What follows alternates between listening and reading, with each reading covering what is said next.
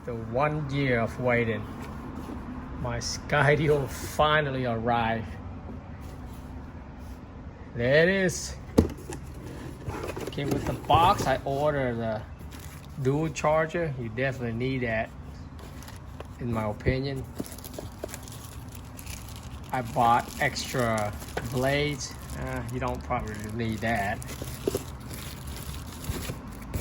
Extra battery, I already took it out. It's in here. The controller, I probably won't use this as much. I'm not sure. But my main thing that I'm gonna use is the beacon, which is right here. So I'm gonna set it up and I'm gonna fly them, take out to the park later. All right, finally, everything's calmed down. There's a lot of water around here from the rain, from the storm, so first time launching the Skydio. Let's see.